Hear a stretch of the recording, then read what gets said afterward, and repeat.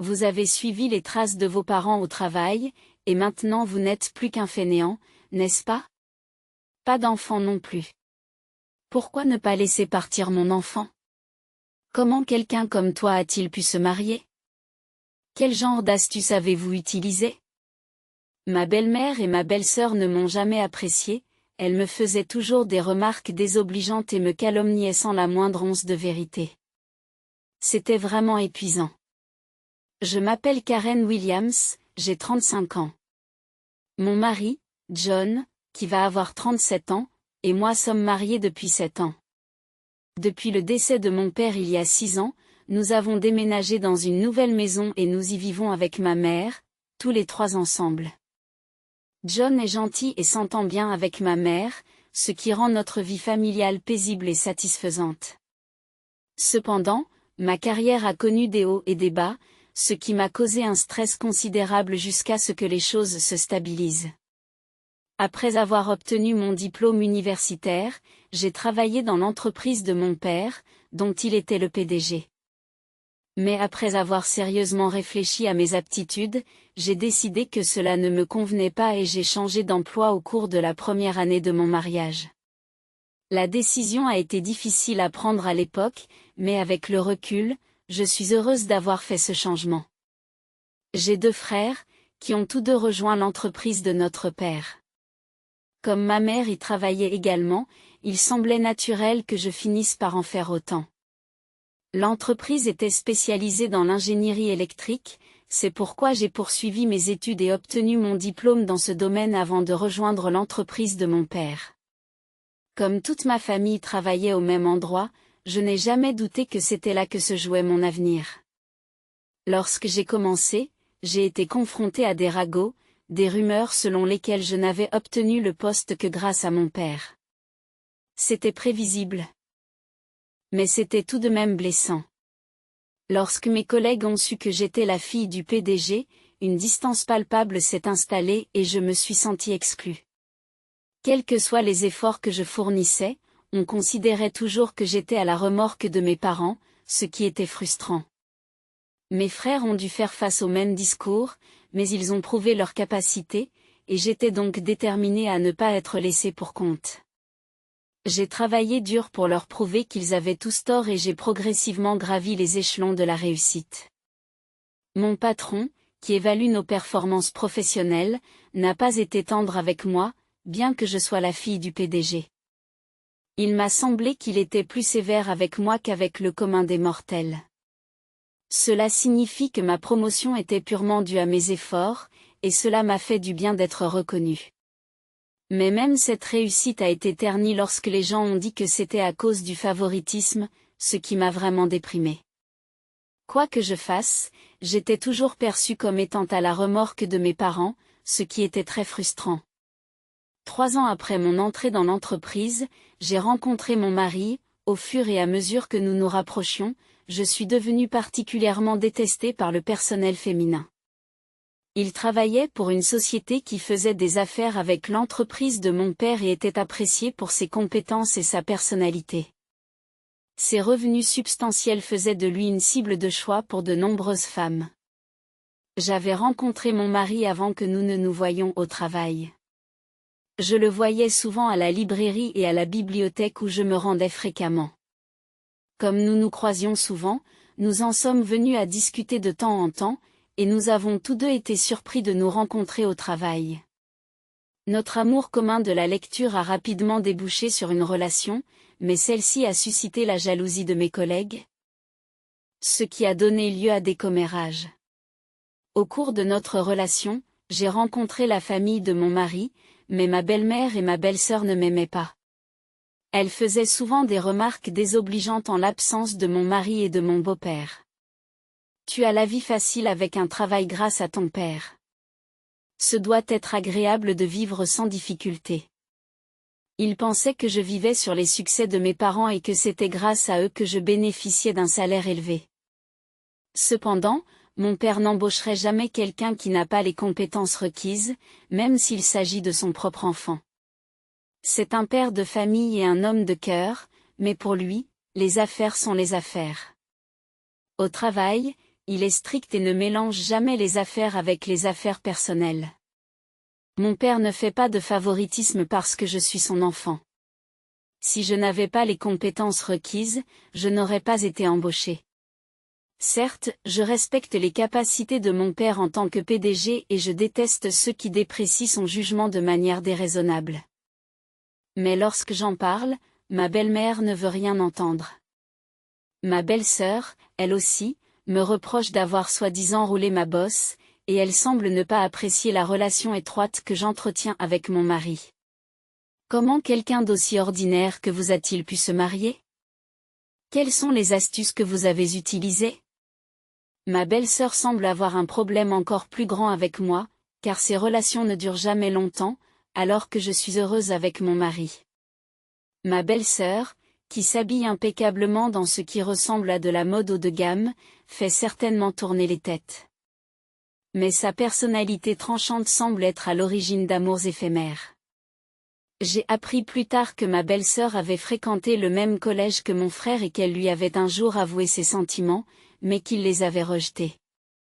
Lors d'une réunion de famille, ils se sont reconnus et lorsque j'ai posé des questions sur ma belle-sœur à mon frère, qui semblait la connaître, il m'a raconté cette histoire. De mon point de vue de sœur, mon frère, dont je pourrais me vanter, est sérieux et travailleur, et il sait aussi faire preuve de considération à l'égard des autres. De plus, il aime la mode, et je suppose que c'est pour cela qu'il était très populaire auprès des femmes. Sachant qu'un tel homme était mon frère, ma belle-sœur a semblé extérioriser sa frustration d'avoir été rejetée par lui, devenant plus dure dans son attitude. Je me suis donc efforcée de garder mes distances lorsqu'il n'y avait que ma belle-mère et ma belle-sœur. De plus, lorsque je me rendais chez ma belle-famille pour prendre le thé, celui-ci avait un goût désagréable, comme si on y avait ajouté quelque chose. Cela ne se voyait pas en regardant, mais il semblait que ma belle-mère me servait délibérément de la nourriture désagréable comme une forme de harcèlement.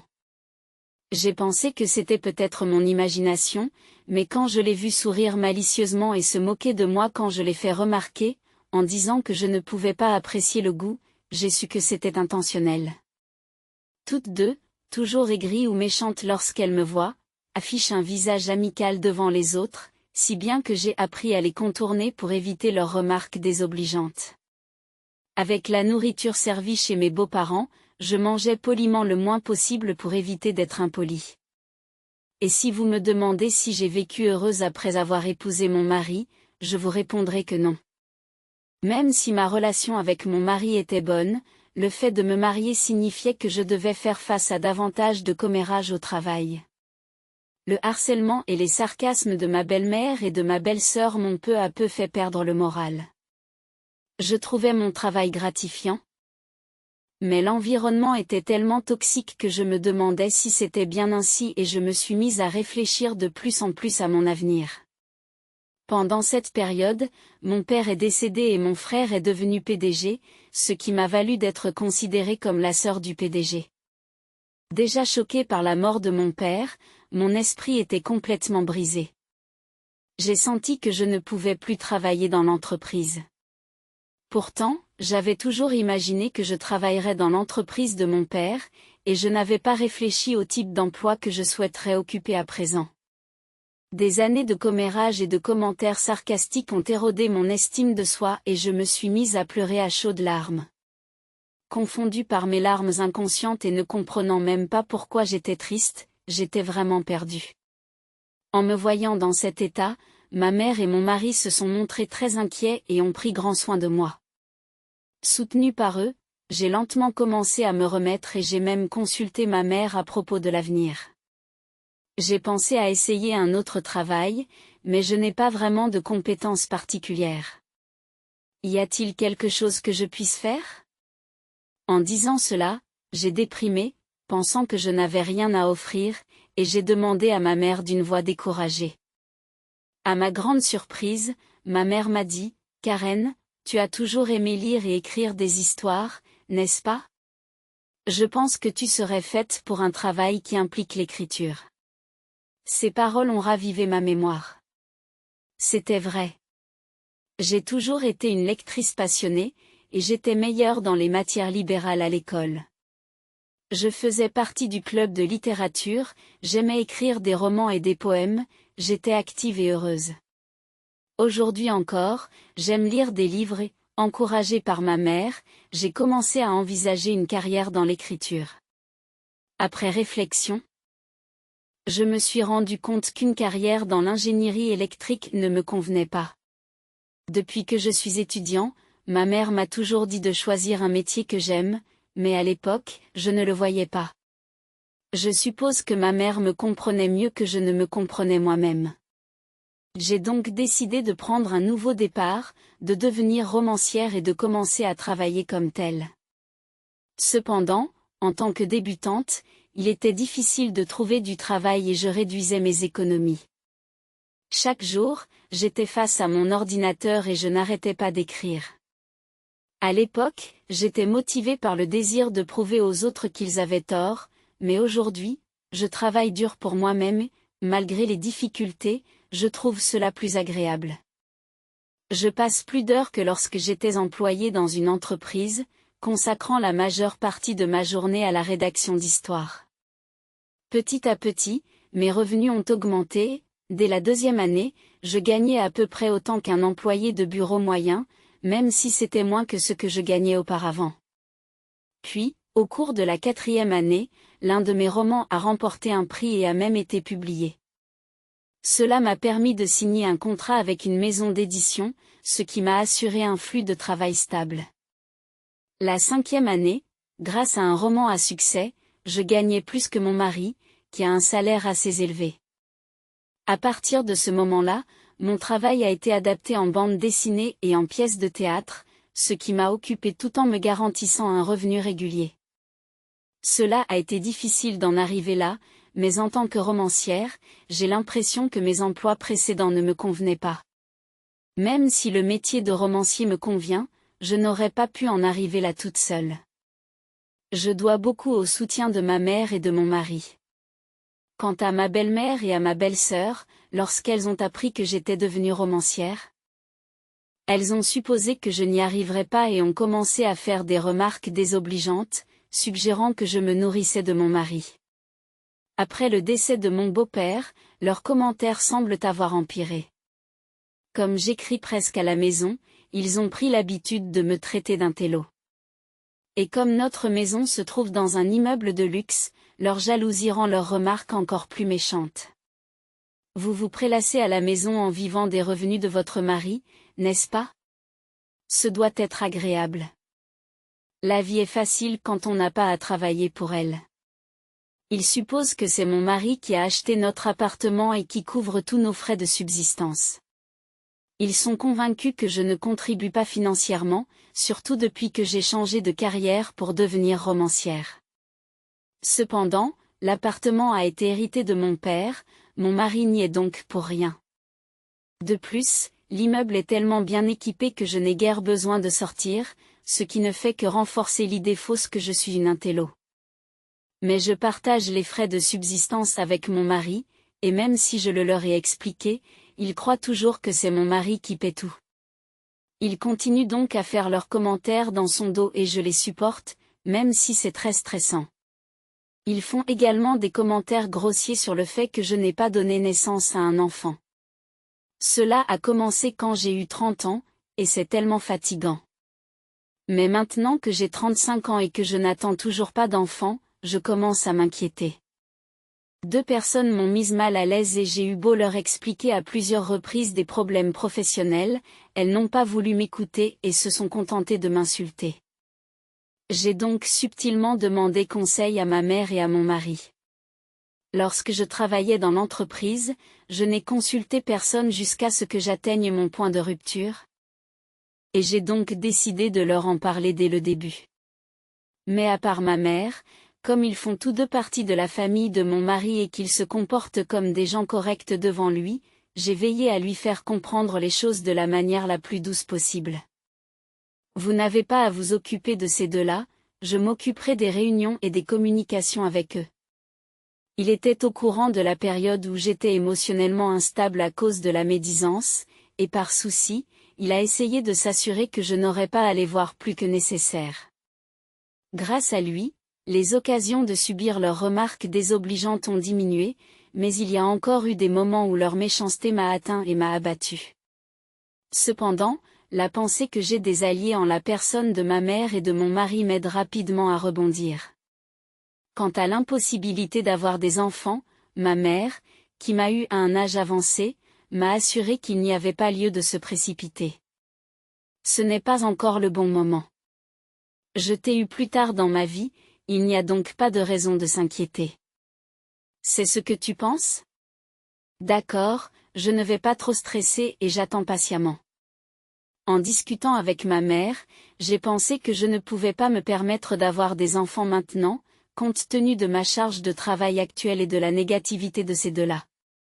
Alors, même si je me sentais pressée, j'ai décidé de ne pas m'en préoccuper autant que possible. Je recevais toujours des remarques désobligeantes de leur part, mais mon état mental était plus stable que lorsque je travaillais dans l'entreprise. La maison que mon père nous a laissée était bien conçue et bien située, je vivais donc paisiblement avec ma mère et mon mari et je me sentais heureuse. De plus, grâce aux équipements de gym et à l'espace de travail dans les installations communes, je pouvais faire de l'exercice et prendre des pauses pendant le travail, ce qui m'aidait à tenir le coup. Cependant, un jour, ma mère, qui travaillait avec énergie, s'est soudainement effondrée et est décédée d'un accident vasculaire cérébral.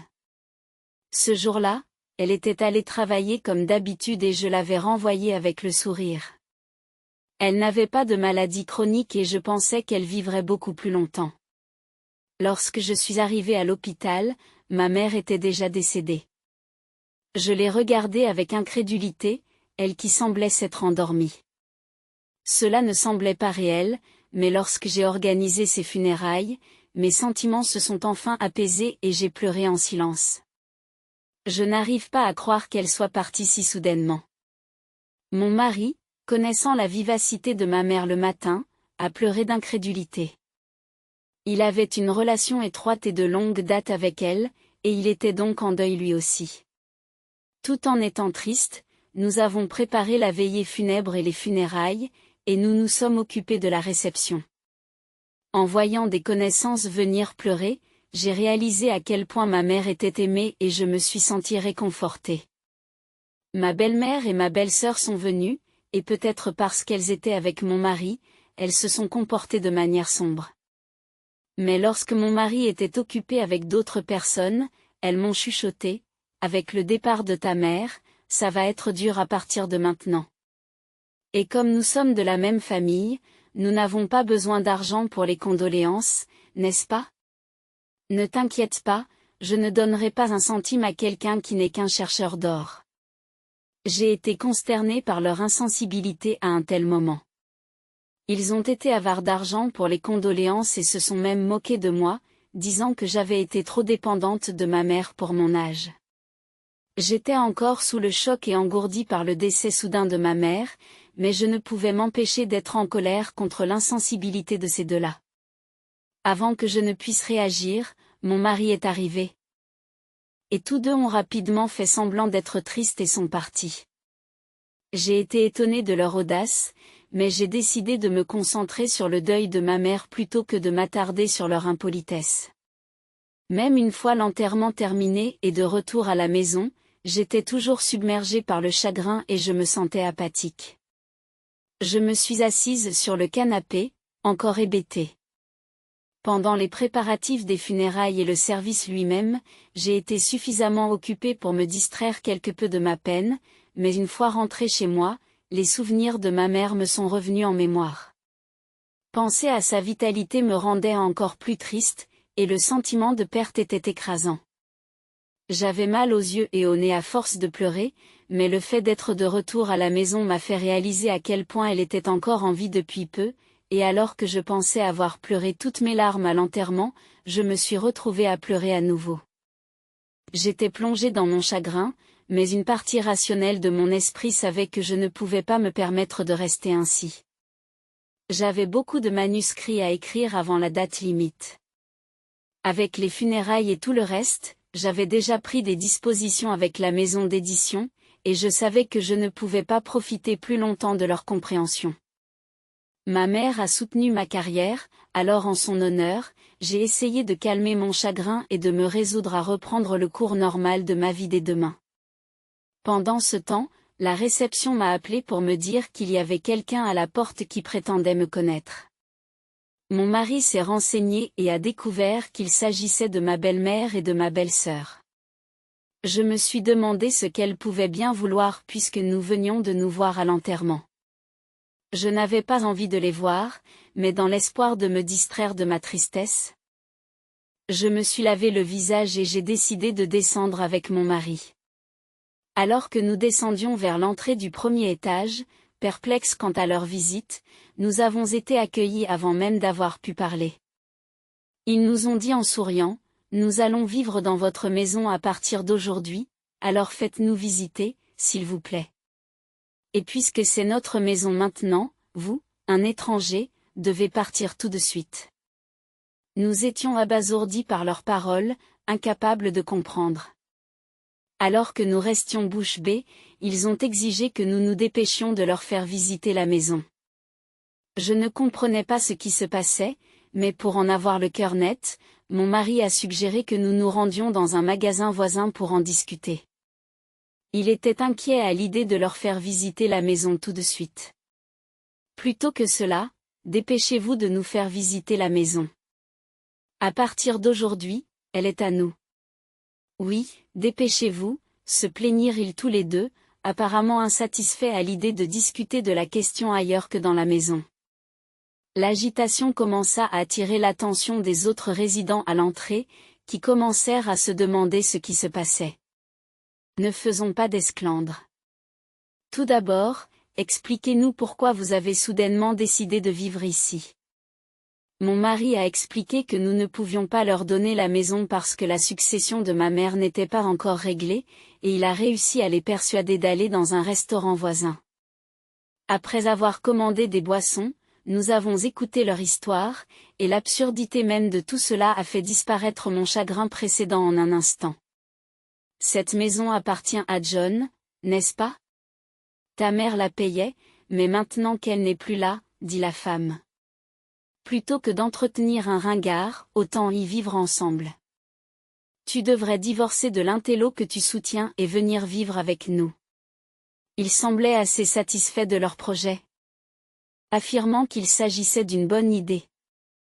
Ils avaient l'impression que la tour d'habitation appartenait à mon mari, et comme ma mère était décédée, ils ont exigé que nous vivions ensemble. 1. De quoi parlez-vous? Mon mari était déconcerté par leurs affirmations absurdes, qu'ils formulaient comme s'il s'agissait de la chose la plus naturelle au monde. Il semblait s'énerver, surtout à cause des insultes proférées à mon égard, mais il a calmement commencé à dissiper leur malentendu. Tout d'abord, cet appartement est celui de Karen, hérité de son père, pas le mien. Et Karen n'est pas au chômage, elle a un emploi. J'ai expliqué que j'étais le propriétaire de l'appartement, qui faisait partie de l'héritage de mon père, et que je travaillais comme romancier à succès. Mais ils n'ont pas voulu accepter. Un romancier? Ce n'est pas un revenu stable. Il n'est pas nécessaire de la défendre juste parce qu'elle est votre femme, n'est-ce pas? La défendre comme ça, c'est un lavage de cerveau ou quelque chose comme ça. Vous feriez mieux de divorcer rapidement. J'ai même mentionné mes œuvres qui étaient déjà populaires dans les médias, mais ils ont ri en disant que c'était un mensonge. Quelle éducation permet à quelqu'un de parler ainsi? Ta mère ne t'a rien appris? Vous feriez mieux de ne pas raconter de tels mensonges. On se moque de ma mère et du travail dans lequel j'ai mis tout mon cœur, je suis vraiment en colère. J'avais été patiente jusqu'à présent, mais j'ai décidé qu'il était grand temps de parler. Au moment où j'allais ouvrir la bouche, mon mari, qui expliquait avec irritation aux deux personnes qui n'écoutaient pas, a perdu son sang-froid avant moi et a éclaté de colère. Ça suffit. Arrêtez de dire des bêtises. Ne vous moquez plus jamais de Karen. Les deux personnes ont été décontenancées par la rare manifestation de colère de mon mari. Nous l'avons expliqué maintes et maintes fois. Combien de fois dois-je le répéter pour que tu comprennes? Karen ne poursuit pas sa carrière d'écrivain à moitié.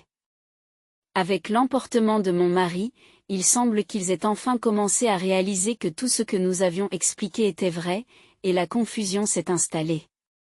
D'accord, j'ai compris, nous sommes désolés. Alors, vivons ensemble. J'ai déjà dit à mes amis que j'emménageais dans un appartement en hauteur. Ce sera embarrassant si je ne le fais pas. Alors emménageons ensemble. Pourtant, sans regret sincère ni excuse, leur attitude à l'égard de leur désir de vivre avec nous n'a pas changé. Mon mari, de plus en plus en colère, a déclaré: « Il est hors de question que nous vivions avec vous deux. Retournez chez vous. » Il semblait encore plus déçu que moi que sa propre famille puisse suggérer une telle chose, et son rejet d'eux était encore plus fort. Paniquées par ces paroles, elles ont commencé à supplier mon mari de les laisser rester. Nous sommes dans l'embarras. Nous avons déjà vendu notre maison familiale et nous n'avons nulle part où vivre. Quoi? Qu'est-ce que tu veux dire? Il s'est avéré qu'ils avaient vendu leur maison sans nous en parler, en pensant qu'ils pourraient s'installer dans la nôtre. Ils étaient déjà en train de prendre des dispositions pour déménager et n'avaient même pas cherché un autre endroit, commençant à faire des affirmations folles par désespoir.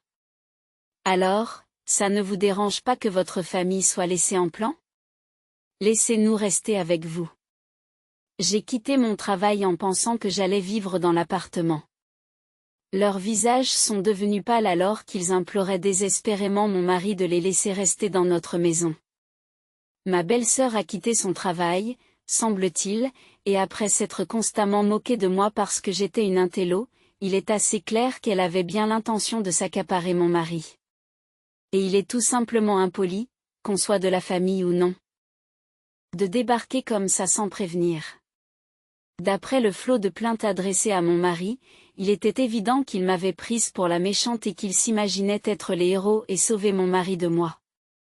C'est pourquoi ils ont pensé que ce serait une bonne idée de débarquer à l'improviste, de convaincre mon mari de me mettre à la porte, puis d'emménager ensemble, pensant qu'il en serait ravi. Nous nous occupons de tout à la maison, tout va bien, n'est-ce pas? On aimerait avoir un petit quelque chose pour les tâches ménagères, si c'est possible.